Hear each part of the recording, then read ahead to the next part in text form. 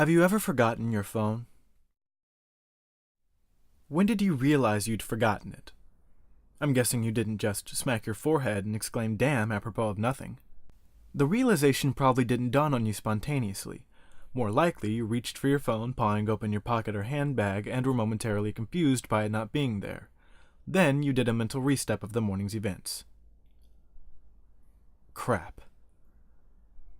In my case, my phone's alarm woke me up as normal, but I realized the battery was lower than I expected. It was a new phone, and it had this annoying habit of leaving applications open that drained the battery overnight. So, I put it on to charge while I showered instead of into my bag like normal. It was a momentary slip from the routine, but that was all it took. Once in the shower, my brain got back into the routine it follows every morning, and that was it. Forgotten. This wasn't just me being clumsy, as I later researched. This is a recognized brain function. Your brain doesn't just work on one level, it works on many. Like, when you're walking somewhere, you think about your destination and avoiding hazards, but you don't need to think about keeping your legs moving properly. I wasn't thinking about regulating my breathing, I was thinking about drinking my coffee on the way to work. I wasn't thinking about moving my breakfast through my intestines. I was wondering whether I'd finish on time to pick up my daughter Emily from the nursery after work or get stuck with another late fee. This is the thing. There's a level of your brain that just deals with routine so that the rest of the brain can think about other things. Think about it. Think about your last commute. What do you actually remember? Little, if anything, probably. Most common journeys blur into one, and recalling any one in particular is scientifically proven to be difficult. Do something often enough, and it becomes routine. Most people call it autopilot, but there's a danger there. My ability to remember my phone being on the counter is only as reliable as my ability to stop my brain entering morning routine mode, which would dictate that my phone is actually in my bag. But I didn't stop my brain entering routine mode. I had showered as normal, routine started, exception forgotten. Autopilot engaged. My brain was back in the routine. I showered, I shaved, the radio forecast amazing weather, I loaded Emily into the car and left. That was the routine. It didn't matter that my phone was on the counter, charging silently, my brain was in the routine, and in the routine, my phone was in my bag. This is why I forgot my phone. Not clumsiness, not negligence, nothing more than my brain entering routine mode and overriding the exception. Autopilot engaged. I left for work. It's a sweltering hot day already.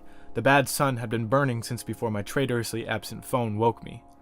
I heard Emily shift over behind my driver's seat to get out of the glare, but I got to work, submitted my report, and attended the morning meeting. It wasn't until I took a quick coffee break and reached for my phone that the illusion shattered. I did a mental restep. I remember the dying battery, I remembered putting it on to charge, I remember leaving it there. My phone was on the counter. Autopilot disengaged. Again, therein lies the danger. Until you have that moment, the moment you reach for your phone and shatter the illusion, that part of the brain is still in routine mode. That's why it's routine. Attrition of repetition. My brain was wired into the routine, and the routine was that my phone was in my bag. The day continued to bake.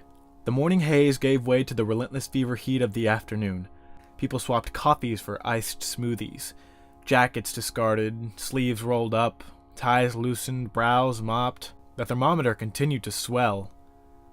Thank God the offices were air-conditioned. But, as ever, the furnace of the day gave way to a cooler afternoon. Another day, another dollar. Still cursing myself for forgetting my phone, I drove home. The day's heat had baked the inside of my car, releasing a horrible smell from somewhere. When I arrived home, I immediately went to retrieve my phone. Then, from behind me, I heard my wife say, "Where's Emily?" Crap. As if the phone wasn't bad enough. After everything, I'd left Emily at that nursery after all. I immediately sped back to the nursery. I got to the door and started practicing my excuses, wondering vainly if I could charm my way out of a late fee. I saw a piece of paper stuck to the door. Due to vandalism overnight, please use side door. Today only. Overnight? What? Well, the door was fine this morning. I froze. Vandals. A change in the routine. My phone was on the counter. I hadn't been here this morning. My phone was on the counter. I'd driven past because I was drinking my coffee. I'd not dropped off Emily. My phone was on the counter. She'd moved her seat. I hadn't seen her in the mirror. My phone was on the counter. She'd fallen asleep out of the bad sun. She didn't speak when I drove past her nursery. My phone was on the counter. She'd changed the routine. My phone was on the counter. She'd changed the routine and I'd forgotten to drop her off. My phone was on the counter. 9 hours. That car.